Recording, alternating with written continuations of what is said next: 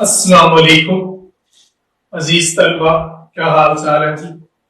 आज हम first year physics का एक नया चैप्टर शुरू कर रहे हैं, चैप्टर नंबर 1। और इस चैप्टर नंबर 1 का जो नाम है वो है मेजरमेंट। चैप्टर नंबर 1 का जो नाम है वो है मेजरमेंट। अब आप लोग इसमें जो पहला टॉपिक पढ़ेंगे, फर्स्ट टॉपिक जो है उसका नाम है जी introduction of physics. First topic का नाम क्या है जी? Introduction of physics. अब ये जो हमारा पहला टॉपिक है, इसमें हम अपने सब्जेक्ट की बात करें तो हमारा जो सब्जेक्ट है वो है फिजिक्स। लेकिन फिजिक्स को समझने से पहले आपको चंद चीजें जानना बहुत जरूरी है। वो ये है कि आप ये देखें, जब से दुनिया वजूद में आई तो इसमें रहने वाले जितने भी लोग थे सब इसके बारे में समझते थे। फॉर एग्जाम्पल सुबह उठते लोग देखते होंगे कि जी सनराइज हुआ है, फिर उन्होंने देखा सनसेट हुआ है, चेंज इन वेदर वो देखते थे। तो ये सारी जो चीजें थी वो मतलब दुनिया के अंदर जो हो रही थी, हमारी फितरत के अंदर हो रही थी, वो देख रहे थे और वो इनके बारे में सोच रहे थे कि ये किस वजह से हो रही है, इनके पीछे क्या कुव्वत है या इनके पीछे क्या रीजन है। तो ये जो सारे मतलब हमने आग जलाने का काम आती है, जमीन के ऊपर पहाड़ खड़े हैं, कौन सी फोर्स की वजह से खड़े हैं, ये सारी चीजें वो नोट करते थे और इसके बारे में वो क्या करते थे? थिंक। और थिंक करने का मतलब है वो सोचते थे, तो सोचने को क्या करते हैं? फिलॉसफी। और सोचने वाला क्या कहलाता है? फिलॉसफर। तो अब वो जो इन चीजों के बारे में सोचते थे, कुछ बंदे इन चीजों के बारे में बड़े एक सिस्टमैटिक तरीके से सोचते। फॉर एग्जांपल मैं आपको एक बात बताऊं कि वो जो सारा जो वो सोचने का प्रोसेस था वो एक मुनज़्ज़म था और उन्होंने इसका एक नाम दे रखा था लॉजिकल, यानी साइंस का नाम दे रखा था। इसको उन्होंने नाम दे रखा था साइंस। ये जो इल्म था इसका नाम उन्होंने दे रखा था साइंस। और ये जो इल्म है ये आपका कौन सा इल्म था? लॉजिकल। ये कौन सा इल्म था? लॉजिकल इल्म। ये आपके पास नॉलेज क्या था? लॉजिकल। अब दूसरी बात ये देखें, ये साइंस है क्या? साइंस की क्या है? साइंस लैटिन वर्ड सेंसिया से डिराइव है। लैटिन वर्ड सेंसिया से डिराइव, और इसका जो मतलब होता है वो आप लोग देख लें, इसका मतलब होता है नॉलेज। यानी जब भी आप लोग साइंस पढ़ रहे हो तो इसका मतलब है कि आप लोग नॉलेज पढ़ रहे हो, आप लोग नॉलेज पढ़ रहे हो। दूसरी बात, ये नॉलेज है किस तरह का? ये नॉलेज है ऑर्गेनाइज्ड। ये नॉलेज किस तरह का है जी? ऑर्गेनाइज्ड। अब ऑर्गेनाइज्ड है और ये नॉलेज है किस चीज के मुतालिक? तो ये चीज है जो नॉलेज आपका नेचर के मुतालिक है। क्या है जी? नेचर। अब नेचर क्या है? नेचर हमारे इर्द गिर्द जो जितनी भी चीज है, यूनिवर्स, वो सारी चीज इसी के अंदर आती है। फिर से आप देखिए हमारा जो टॉपिक है वो है इंट्रोडक्शन ऑफ फिजिक्स। लेकिन फिजिक्स को जानने से पहले आप ये देखिए साइंस क्या होती है। साइंस एक लॉजिकल चीज है। ये लैटिन वर्ड से डिराइव है जिसका मतलब है सेंसिया, और सेंसिया का मतलब होता है नॉलेज। ये आपसे एमसीक्यूज के तौर पर पूछा जा सकता है। और ये नॉलेज किस तरह का है? ऑर्गेनाइज। और किस चीज के मुतालिक है? नेचर के मुतालिक। नेचर से मुराद हमारे इर्द गिर्द जो कुछ भी हो रहा है वो सारा कुछ। अब ये जो सारा चीज हमने बताई 18 सेंचुरी तक, यानी आप लोग ये देखें 18 सेंचुरी तक एक ही शोबा था। सारे लोग एक ही चीज के बारे में पढ़ते थे, एक ही चीज के बारे में समझते थे, तो उन्होंने इसका नाम दे रखा था नेचुरल फिलॉसफी। इस शोबे का नाम क्या दे रखा था? Natural philosophy. आप लोग ये देखें कि 18 सेंचुरी तक एक ही शोबा था पढ़ने का और उसका नाम था नेचुरल फिलॉसफी। अब हमने कहा कि साइंस का जो नॉलेज है वो ऑर्गेनाइज्ड है। ऑर्गेनाइज किस तरह का है? आप लोग ये देखिए जब भी किसी चीज का नॉलेज बनता है तो हम लोग उसके बारे में पहले ऑब्जर्व करते हैं। जब तक हम किसी चीज को देख नहीं लेते उसके बारे में हम सोच नहीं सकते, और सोचने के बाद हम उसके ऊपर एक्सपेरिमेंट नहीं कर सकते। फॉर एग्जाम्पल ये जो ऑर्गेनाइज नॉलेज है, किसी बंदे ने अपनी जिंदगी में कुछ मुशाहिदात किए, फिर उसको देखा, ऑब्जर्व किया, फिर उसके एक्सपेरिमेंट किए, और अपने जितने भी उसने कानून बनाया वो किताब की शक्ल में लिख लिए। वो मर गया, उसके बाद दूसरा बंदा आया, उसने अपनी जिंदगी में जितने भी एक्सपेरिमेंट किया उसने भी किताब की शक्ल में लिख लिए। तो हर बंदे की जो तहकीक है वो रिटन फॉर्म में स्टेप बाय स्टेप, एक के बनने के बाद दूसरे के बनने के बाद इस तरह जितने बाद बंदे आएंगे वो सारे लोग उनकी तहकीक को आगे बढ़ाएंगे, ना कि वो शुरू से आगाज करेंगे। तो ये जो चीज हमने आपके सामने रखी है, ये जो नॉलेज है, ये नॉलेज आपका क्या कहलाता है, स्टेप बाय स्टेप। अच्छा जी, अब दूसरी बात आप ये देखिए कि ये ऑर्गेनाइज, इसके 3 स्टेप है। फॉर एग्जांपल पहला जो स्टेप है वो है ऑब्जर्व, फिर उसके बाद है थिंक और फिर उसके बाद है एक्सपेरिमेंट। पहला स्टेप क्या है जी, ऑब्जर्व, मुशाहिदा करना, फिर सोचना और फिर तजुर्बा करना। ये 3 इसके स्टेप थे और इन्हीं स्टेप को लेकर उन्होंने आगे एक्सपेरिमेंट किया। मैं फॉर एग्जांपल आपको एक बात बताऊं कि सुबह उठते लोग देखते हैं कि जी मशरिक से सूरज गुरूब हो रहा है और मगरिब में गुरूब हो रहा है, या वो ये देखते हैं कि आसमान से मतलब बारिश होती है। तो बारिश होने में उनकी ऑब्जर्वेशन थी, उन्होंने फिर सोचना शुरू कर दिया कि ये बारिश कैसे होती है, कैसे आसमान से मतलब पानी टपकता है। तो उसकी मिसाल यूं ले लें कि फॉर एग्जांपल हम कहते हैं कि हमारे पास एक केतली सी है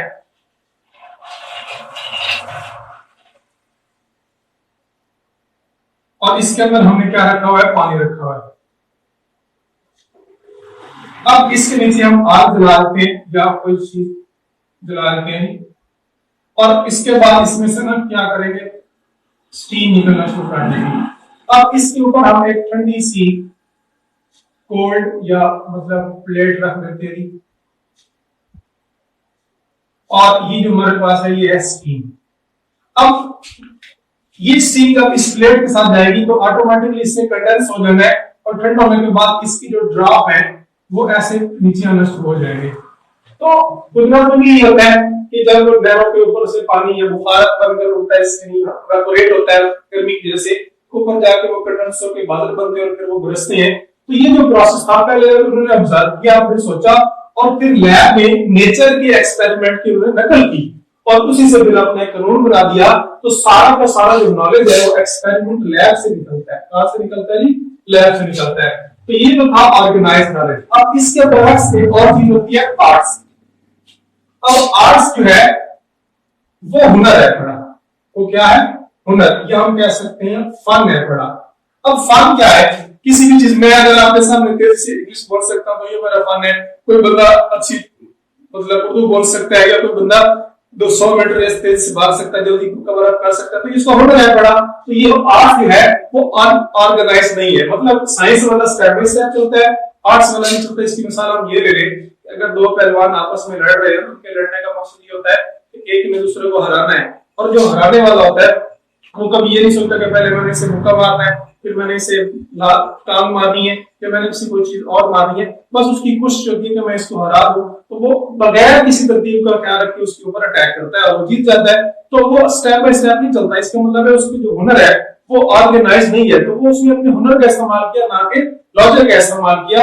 तो आर्ट जो है वो अनऑर्गेनाइज्ड है और साइंस जो है वो ऑर्गेनाइज्ड है। एक ये बात होगी। अब हमारा ये सारा स्टेप था, फिर 18वीं सेंचुरी के बाद इसके 2 शोबे कर दिए गए। 18वीं सेंचुरी के बाद साइंस के 2 शोबे कर दिए, मतलब हम कह सकते हैं इसको 2 हिस्सों में डिवाइड कर दिया। पहला जो हिस्सा था उसका नाम उन्होंने रखा फिजिकल साइंस। क्या नाम रखा जी, फिजिकल साइंस। और दूसरे का उन्होंने नाम रखा जी बायोलॉजिकल साइंस। अब ये फिजिकल साइंस और बायोलॉजिकल साइंस है क्या, तो जब भी आप लोग फिजिकल साइंस का नाम सुनेंगे तो सबसे पहला स्टेप आपके मन में आना चाहिए कि ये जो इल्म है ये नॉन लिविंग का है। ये क्या है, नॉन लिविंग का। इन्हें हम कह सकते हैं certain knowledge, the knowledge that belong to non living thing is called physical science.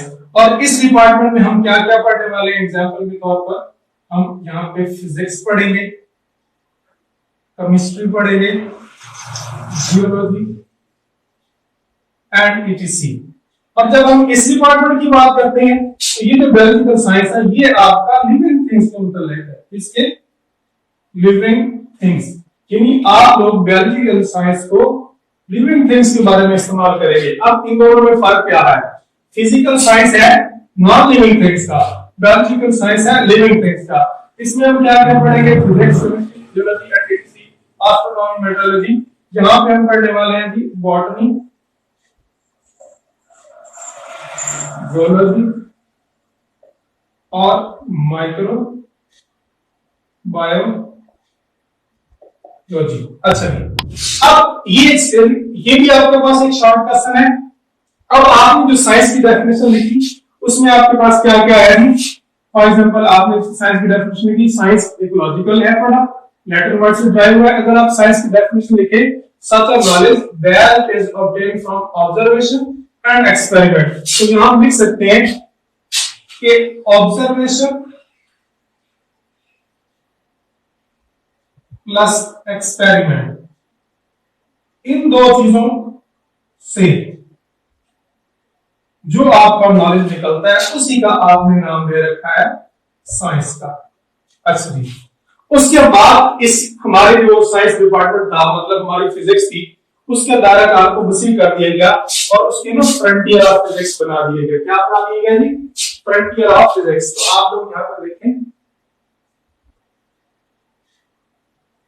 Frontier of physics. अब ये जो चीज है फ्रंटियर ऑफ फिजिक्स, ये कोई इतनी मतलब परेशान कोई बात नहीं है। फ्रंटियर का मतलब होता है लिमिट, लिमिट, हद, सरहद, बाउंड्री। यानी फ्रंटियर ऑफ फिजिक्स से मुराद क्या है कि फिजिक्स की कौन कौन सी बाउंड्री है बड़ी। तो सबसे पहले आपके पास इसकी जो 3 मेन फ्रंटियर्स है, कितनी जी? 3 मेन फ्रंटियर। और ये आपका एक ऑब्जेक्टिव के तौर पे आपसे पूछा जा सकता है, how many frontier of physics. तो ये आपका एक सवाल हो गया। दूसरी बात आप देखिए, ये फ्रंटियर है कौन कौन से, या describe the main frontier of physics, ये भी शॉर्ट क्वेश्चन आपसे आ सकता है। तो पहला इसका जो फ्रंटियर है वो है world is extremely large, world is extremely large. इसका क्या मतलब है?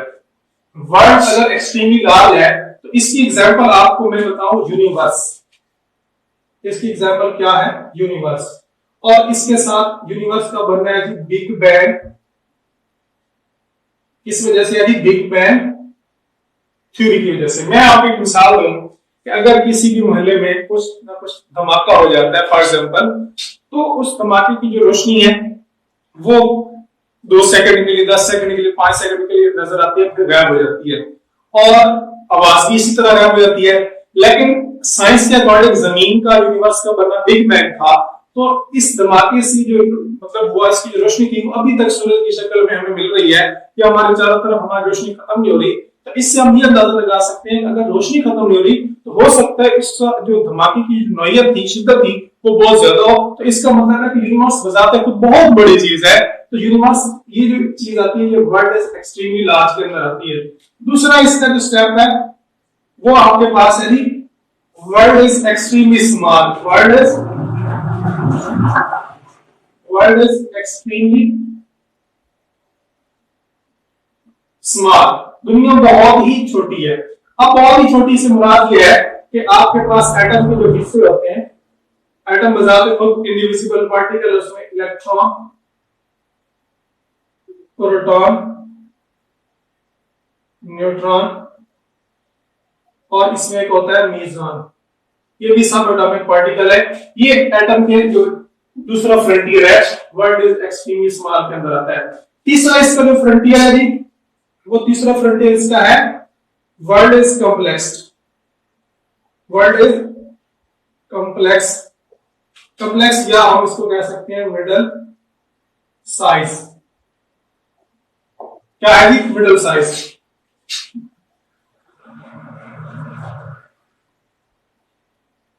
मिडिल साइज में ये है कि आपके पास स्टार्ट में हमारे पास जो है वो मॉलिक्यूल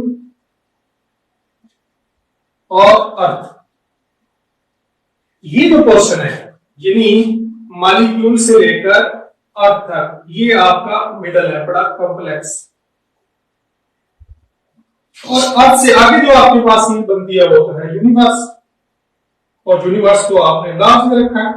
और इससे छोटा जो है वो आपके पास है एटम और उसको आपने स्मॉल में रखा है। ये आपके पास 3 मेन फ्रंटियर से। अब इसकी मॉडल आ सकती है which one is second frontier of physics. आप देखें यहाँ पे हमने तरतीब सीखी है, पहले बड़ा फिर उससे छोटा फिर उससे भी छोटा, या बड़ा दरमियान वाला फिर उससे छोटा। यहाँ ऐसी बात नहीं, आपने बुक के अकॉर्डिंग चलना है। सबसे पहले वर्ड इज एक्सट्रीमली लार्ज, उसके बाद वर्ड इज एक्सट्रीमली स्मॉल और तीसरे नंबर पर वर्ड इज कॉम्प्लेक्स और मिडिल साइज से। तो ये जो आपने आपको कंसेप्ट पढ़ा, अब यही से हम अपनी फिजिक्स की जो डेफिनेशन है उसको बताते हैं कि हमारी फिजिक्स होती क्या है। तो अब जरा गौर सुनिएगा, फिजिक्स की जो है डेफिनेशन हम यहाँ लिख लेते हैं। ये डेफिनेशन हमने 9th स्टैंडर्ड में भी पढ़ी है। तो हम कह सकते हैं the study of matter, study of matter, energy and mutual relationship, there mutual relationship. अब आप देखें इस पूरी डेफिनेशन में 3 वर्ड इंपॉर्टेंट है। एक इसमें है मैटर, एक इसमें है एनर्जी और तीसरा जो इसके अंदर आ रहा है वो है म्यूचुअल रिलेशनशिप। अब आप लोग गौर से देखें कि जो स्टडी ऑफ मैटर, मैटर क्या होता है? मैटर एक ऐसी शय है, anything which occupies space and volume, हर वो चीज जो वजन में रखे जगह भी दे रहे, जैसे कि सुई, सुई से लेकर बड़े से बड़ा जहाज, पंखे, टेबल, मेरे हाथ बोर्ड मार कर है, ये सारे के सारे क्या है? मैटर। और एनर्जी किसी भी जिस्म के काम करने की सलाहियत। अगर मैं आपके सामने पढ़ा रहा हूँ या मैं चल रहा हूँ तो मेरे पास एनर्जी है, तो मैं ये काम कर रहा हूँ। तो ये दोनों चीजें आपको डिफाइन होगी और इनके रिलेशनशिप का क्या मतलब है वो जरा आप गौर सुन लें। इनके रिलेशनशिप में एक क्वेश्चन आपको याद रखनी है, आइंस्टाइन की क्वेश्चन है, E is equal to mc²। अब इस इक्वेशन का मतलब ये है कि एनर्जी और मास आपस में ताल्लुक रखते हैं, मतलब इंटरकन्वर्टेबल है। और इस बात को इंशाल्लाह हम लेक्चर में पढ़ेंगे। Thank you very much.